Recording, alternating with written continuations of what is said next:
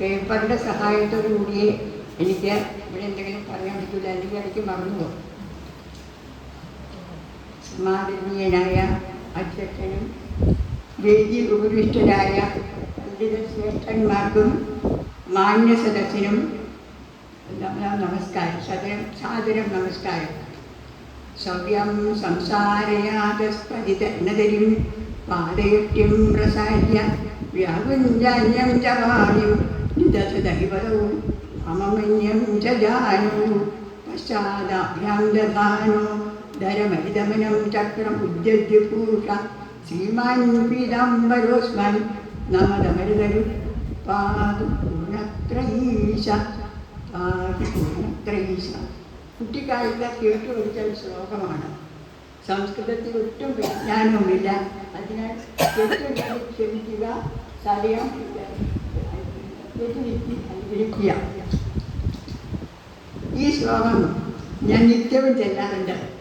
അപ്പോൾ ഒക്കെ നമ്മുടെ സമാദരണീയനായ പരീക്ഷ വിരാനെയും ഞങ്ങളുടെ അമ്മാവിനെയും സ്മരിക്കാറുണ്ട്, നമിക്കാറുണ്ട്. പരീക്ഷ വിരാനെ പറ്റി ആധികാരികമായി പറയുവാനുള്ള യോഗ്യതയുണ്ടെന്ന് ഞാൻ കരുതുന്നില്ല. ഞാൻ തിരുവനന്തപുരത്ത് താമസിക്കുകയാണ്. എന്നിട്ടും അദ്ദേഹത്തിൻ്റെ പുസ്തകത്തിന് അവിടെ പുസ്തകത്തിൽ നടത്തുവാനും അദ്ദേഹത്തെ അനുസ്മരിക്കുവാനുള്ള ഭാഗ്യം തന്നതിന് പൂർണ്ണക്രീസിനെ നമിക്കുന്നു. ഇതിൻ്റെ സംഘാടകരോട് അഗൈതവുമായ കൃതജ്ഞത രേഖപ്പെടുത്തുന്നു. വർഷാവർഷം ഈ യോഗത്തിൽ പലപ്പോഴും വർഷാവർഷം നടക്കുന്ന യോഗമാണ്. അതുകൊണ്ട് പലപ്പോഴും ഇവിടെ ഞാൻ പറയുന്ന വസ്തുതകൾ മുൻപും പറഞ്ഞിരിക്കാം, വസ്തുക്കൾ മാറേണ്ടല്ലോ. അതുകൊണ്ട് ആവർത്തന വിരസത ക്ഷമിക്കുക. ഓട്ടൂർ കൃഷ്ണ നമ്പൂതിരിപ്പാടിൻ്റെയും തൃപ്പൂണിത്തുറ കോവിലായിട്ട് പങ്കുത്തമ്പിരാൻ്റെയും സീമന്തപുത്രനായി 1876 ജനനം. യഥാർത്ഥ നാമധേയം രാമവർമ്മ കുഞ്ഞുണ്ണിത്തമ്പിരാൻ എന്നാണ്. കൊച്ചി രാജകുടുംബത്തിൽ രാമവർമ്മ, കേരളവർമ്മ, തിരുവർമ്മ എന്നീ 3 പേരാണ് യഥാക്രമം. അമ്മാവിൻ്റെ പേര് വിളിപ്പേര്. അതുകൊണ്ട് പേര് നിശ്ചയിക്കുവാൻ ഗൂഗിളിനെയോ എൻസൈക്ലോപീഡിയയോ ഒന്നും ആശ്രയിക്കേണ്ടതില്ല. പിന്നെ അച്ഛൻ്റെയും അമ്മയുടെയും അക്ഷരങ്ങൾ ചേർത്ത് അർത്ഥശൂന്യമായ പേരിടാറില്ല. പരീക്ഷത്ത് എന്ന പേര് വന്നതിൻ്റെ പേരിൽ ഒരു കഥയുണ്ട്. അതിവിടെ ഒരുപക്ഷെ മുൻപും സ്മരിച്ചിരിക്കാം, എങ്കിലും ചിലരെങ്കിലും കേട്ട് കാണില്ലായിരിക്കുമല്ലോ. അമ്മ മങ്കുത്തമ്പുരാനും പ്രസവവേദന തുടങ്ങി. പ്രസവം നടക്കുന്നില്ല, ശരീരം ശരിയാകാത്തപ്പോൾ അവരുടെ ജീവൻ തന്നെ അപകടത്തിലാണ് എന്ന സ്ഥിതി വന്നപ്പോൾ കൊച്ചിയിലുള്ള ഡോക്ടറെ ആളയച്ചു. സായിപ്പാണ് ഡോക്ടർ. മങ്കുത്തമ്പുരാൻ്റെ അമ്മ കുഞ്ഞിപ്പിള്ളത്തമ്പുരാന് വല്ലാതെ ആദ്യമായി. സായിപ്പ് തൊട്ട് അശുദ്ധമാക്കിയിട്ട് വേണോ എൻ്റെ മകൾ പ്രസവിക്കാൻ? തൻ്റെ നിരാശ അന്ന് അവിടെ സന്നിഹിതനായിരുന്ന അഷ്ടവൈദ്യൻ ന്യൂസിനോട് പറഞ്ഞു. അത് പ്രതീക്ഷിച്ച് നിൽക്കുകയായിരുന്നു പോലെ ന്യൂസ് പറഞ്ഞു, വഴിയുണ്ട്, പക്ഷെ നല്ല മനോധൈര്യം വേണം. തൊടിയിൽ നിൽക്കുന്ന രൂക്ഷഗന്ധമുള്ള ചെടിയുടെ ഇല പറിക്കുമ്പോൾ തന്നെ പ്രസവം നടക്കാം, അല്ലെങ്കിൽ അതരിക്കുമ്പോൾ, അതുമില്ലെങ്കിൽ രോഗിയുടെ സമീപം കൊണ്ടുവന്നാൽ മതി, പ്രസവം നടക്കും. പക്ഷേ ഒരു ദുർഘടമുണ്ട്. ക്ഷണനേരത്തിൽ അധികമായാൽ ഗർഭപാത്രമടക്കം എന്തെല്ലാം ആന്തരികാവയവങ്ങളാണ് പുറത്തു വരിക എന്നറിയില്ല. ആകെ പരിക്രമമായി അയൽക്കാത്തിയായി. സായിപ്പിൻ്റെ വണ്ടിയുടെ ശബ്ദം ഇരുമ്പ് പാലത്തിൽ കേട്ടു തുടങ്ങി. അപ്പോൾ മനോധൈര്യമുള്ള ഒരു പരിചാരകൻ മുൻപോട്ട് വന്നു. അരച്ചു കൊണ്ടുവന്ന പലക അവർ തയ്യാറായി നിന്ന് അവർ ക്ഷണനേരം കൊണ്ട് തട്ടിമാറ്റി പ്രസവം നടന്നു. സായിപ്പിൻ്റെ വണ്ടിയുടെ ശബ്ദം മറികടന്നുകൊണ്ട് ആൺമണിത്തമ്പുരാൻ ജനിച്ചതിൻ്റെ സൂചകമായുള്ള 3 കഠിന വെടികൾ മുഴങ്ങി. സിസേറിയൻ ഒഴിവായി. സാങ്കേതികമായി പറയട്ടെ, കൊച്ചി രാജ്യത്തെ ആദ്യത്തെ സിസേറിയൻ ലേഡി എന്ന സ്ഥാനം വഹിക്കാം.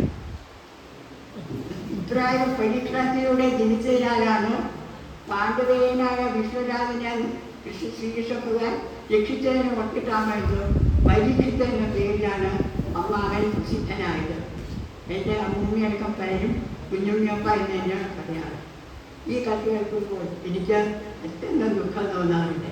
ഇതുപോലെ എത്ര അമൂല്യമായ അറിവുകളാണ് നമുക്ക് നഷ്ടമായിട്ടുള്ളത്. ബാല്യം മുതൽ തന്നെ അമ്മാവിൻ്റെ ബുദ്ധിപൂർവ്വത വ്യക്തമായിരുന്നു. സംസ്കൃതത്തിൽ ആദ്യമൊരു അമ്മ തന്നെയാണ്. മകൻ്റെ ബുദ്ധി സാമർത്ഥ്യം മനസ്സിലാക്കിയവർ കൂടി മെച്ചപ്പെട്ട ശിക്ഷണം മകന് നൽകണമെന്ന് തീരുമാനിച്ചു. പണ്ഡിതനായ രാജർഷിയെ സമീപിച്ചു. കുഞ്ഞുണ്ണിയെ അങ്ങോട്ട് അയച്ചോളൂ. രാജർഷി ജീവിച്ചിരിക്കാൻ നൽകി. അസുഖം കൊടുത്ത് ഉന്നക്കം മൂലം കെട്ടി കൊച്ചു തമ്പുരാനെ ബാല്യക്കാരൻ എടുത്തുകൊണ്ടാണ് പുറത്തു പോയത്. അത്ര ചെറുപ്പത്തിൽ പോയി ഏതുവരെ പഠിച്ചു. രാജർഷി ചോദിച്ചപ്പോൾ ശ്രീകൃഷ്ണ വിലാസം അമ്മാവൻ പറഞ്ഞു. അതിലൊരു ശ്ലോകം ചെല്ലാൻ ആവശ്യപ്പെട്ടപ്പോൾ തികഞ്ഞ ആത്മവിശ്വാസത്തോടെ ശ്ലോകം ചൊല്ലി മതം മുഴിച്ചു, അന്വയിച്ചു, അർത്ഥവും വ്യക്തമാക്കി. രാജർഷിക്ക് തൃപ്തിയായി. അന്ന് തുടങ്ങിയ ആ ഗുരുശിഷ്യ ബന്ധം ശ്വശുരൻ ജാമാധവ എന്ന ബന്ധത്തിലാണ് കൊണ്ടെത്തിച്ചത്. രാജർഷിയുടെ കുട്ടി ചേർത്താട്ട് വിദ്യാർത്ഥി അമ്മുക്കുട്ടിയമ്മയായിരുന്നു അമ്മാവൻ്റെ സഹകർമ്മിണി. അതുപോലെ ഹൈസ്കൂൾ വിദ്യാഭ്യാസം കഴിഞ്ഞ് മഹാരാജാസിൽ 2 വർഷം പഠിച്ച ശേഷം മദ്രാസിലെ പ്രസിഡൻസി കോളേജിൽ നിന്നും ഉന്നതമായ രീതിയിൽ BA ബിരുദം കരസ്ഥമാക്കിയെങ്കിലും സംസ്കൃത സാഹിത്യങ്ങളോടായിരുന്നു അമ്മാവിന് അഭിരുചി. പരീക്ഷയുടെ പാണ്ഡിത്യത്തെയും നേട്ടങ്ങളെയും പറ്റിയുള്ള അനുസ്മരിക്കപ്പെട്ടല്ലോ. അതുകൊണ്ട് ഞാൻ അതിന് അസാധ്യത്തിന് മുതിരുന്നില്ല. കുടുംബത്തിൻ്റെ ക്ഷേമൈശ്വര്യ കാര്യങ്ങളിൽ അമ്മാവൻ അങ്ങേയറ്റം താല്പര്യനായിരുന്നു. പലരും വ്യക്തിഗത കാര്യങ്ങളായതിനാൽ അവയെ ഇവിടെ വിസ്തരിക്കുന്നില്ല. കുടുംബത്തിൻ്റെ അഭിവൃദ്ധിക്ക് വേണ്ടി സാമ്പത്തികമായും മറ്റു ബന്ധത്തിലും സർവവിധ സഹകരണങ്ങളും നൽകിയെന്ന ഒരു വലിയ ഒരു ഉത്തമ കുടുംബസ്നേഹി എന്ന ഒരു ഒറ്റ വാക്യത്തിൽ ഞാൻ അവരെ ഒതുക്കുന്നു. അവസാനത്തെ കൊച്ചി മഹാരാജാവായിരുന്നു. അദ്ദേഹം നിരുപാധികം സ്ഥാനം ഒഴിയാൻ തയ്യാറായത് നാട്ടുരാജ്യങ്ങളുടെ സംയോജന ചരിത്രത്തിൽ ഏറെ ശ്ലാഘിക്കപ്പെട്ടിട്ടുണ്ട്. അതിനുള്ള കവനന്റ് ഉൾപ്പെടുന്നതിന് മുൻപായി വിളക്ക് കൊളുത്തി വെച്ച് അല്പം വികാരപ്പെരുവിനായി കണ്ണടച്ച് പ്രാർത്ഥിച്ചിരുന്നു. അധികാരം നഷ്ടപ്പെടുന്നതിൻ്റെ ഖേദമാണ് അതിന് പലരും ധരിച്ചു. എന്നാൽ അമ്മാവൻ പ്രാർത്ഥിക്കുകയായിരുന്നു. പുതിയ ഭരണ സംവിധാനത്തിൽ ജനങ്ങൾക്ക് കൂടുതൽ സന്തോഷവും അഭിവൃദ്ധിയും ഉണ്ടാകണേ, കുടുംബാംഗങ്ങൾക്ക് കട്ടപ്പാട് വരുത്തേക്ക് എന്നായിരുന്നു അദ്ദേഹത്തിൻ്റെ പ്രാർത്ഥന. ജനഹിതമാണ് രാജാവിന് ആ സ്ഥാനത്തിന് അർഹത നൽകുന്നത് എന്ന് മറ്റർത്ഥം വരുന്ന ഒരു ശ്ലോകം രാമായണത്തിൽ നിന്ന് ഉദ്ധരിച്ചാണെന്ന് തോന്നുന്നു. അദ്ദേഹം ഉദ്ധരിച്ചുവെന്നും കേട്ടിട്ടുണ്ട്. കൂട്ടത്തിൽ ചുമതലക്കാരനായുള്ള വീട്ടിൽ മറ്റും നിർദ്ദേശപ്രകാരം കുടുംബാംഗങ്ങൾക്ക് മാസം 200 രൂപ അലവൻസ് നിജപ്പെടുത്തി. ലളിത ജീവിതം നയിച്ചിരുന്ന കുടുംബാംഗങ്ങൾക്ക് ആ തുക അന്നപുസ്തകമായിരുന്നു. കുട്ടികൾ ജനിച്ച അനുവദിച്ചായ കുട്ടികൾക്കായി സ്വന്തം റിലീഫ് പേഴ്സിൽ നിന്നും മാസാമാസം ഒരു നിശ്ചിത തുക നിക്ഷേപിച്ച് ഒരു ഫണ്ട് രൂപീകരിക്കുകയും ചെയ്തു. ആ ദീർഘദർശിയായ കുടുംബസ്നേഹി. ഏത് വിദ്യയും സരസ്വതി ദേവിയായിരുന്നു അമ്മാവിന്. സയൻസ് വിദ്യാർത്ഥിയായെങ്കിലും പല ശാസ്ത്ര വിഷയങ്ങളും എഞ്ചിനീയർമാരായ മരുമക്കളുമായി ചർച്ച ചെയ്ത് മനസ്സിലാക്കുവാൻ വലിയ ഔത്സുക്യമായിരുന്നു. ജീവിതാന്ത്യം വരെ ഒരു വിദ്യാർത്ഥിയാണ് എന്നാണ് അമ്മാവൻ കരുതിയിരുന്നത്. സഹോദരിമാരുടെ ദൗത്യന്മാരായ കൊച്ചമ്പളി തമ്പുരാൻ, അഭിജൻ തമ്പുരാൻ, മഹാരാജാസ് കോളേജിലെ റിട്ടയർഡ് പ്രൊഫസർ രാജശ്രീ തമ്പുരാൻ എന്നിവർ സ്വന്തം വിഷയങ്ങൾക്ക് പുറമെ സംസ്കൃതം പഠിച്ച് പാഠ്യാർത്ഥം വരെ പറഞ്ഞുകൊണ്ടായിരുന്നെന്നാണ് ധരിക്കേണ്ടത്. അമ്മാവിൻ്റെ പ്രാർത്ഥന അതിൻ്റെ തീർച്ചയായും അത് അമ്മാവിൻ്റെ പ്രോത്സാഹനങ്ങൾ മാത്രമാണ്. എൻ്റെ അമ്മ മമ്പൂതമ്പുരാൻ മലയാളത്തിലും സംസ്കൃതത്തിലും ധാരാളം കവിതകൾ രചിക്കാറുണ്ട്. സംസ്കൃതത്തിലുള്ള രചനകൾ കുഞ്ഞുണ്ണൊപ്പം നോക്കി ചുറ്റി നന്നായി അവരുടെ തൃപ്തിയുണ്ട്. എത്ര വലിയ തിരക്കാണെങ്കിലും ഇത്തരം ഗൗരവം പറഞ്ഞ കാര്യങ്ങൾക്ക് പോലും അമ്മാവൻ വേണ്ട പരിഗണന നൽകിയിരുന്നു എന്നത് അമ്മാവൻ്റെ വിശാല മനസ്സിൽ. വിദ്യാദാനമാണ് മികച്ച ലക്ഷണങ്ങൾ കഴിഞ്ഞ അമ്മാവിന് വിപുലമായ ശിഷ്യസമ്പത്തുണ്ടായിരുന്നു. അവരെക്കുറിച്ച് പറയുകയും ചെയ്തത് ശിഷ്യവാത്സല്യം അമ്മാവൻ്റെ മുഖമുദ്രയായിരുന്നു. ഭാഗവതാചാര്യൻ ഭക്തശിരോമണി വാഴകുന്നത്തിൻ്റെ പ്രശസ്തിയിൽ അങ്ങേയറ്റം വരെ സന്തോഷവും അഭിമാനവുമായിരുന്നു. അദ്ദേഹത്തെ 41 ദിവസത്തെ പ്രഭാഷണത്തിനായി ക്ഷണിച്ചു. കോട്ടപാതിക്കൽ നിന്നും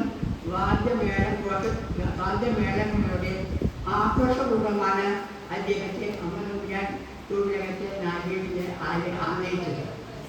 പ്രഭാഷണത്തിൻ്റെ ആദ്യത്തെ ദിവസം അമ്മാവൻ പോയെങ്കിലും പിന്നീട് പോയില്ല.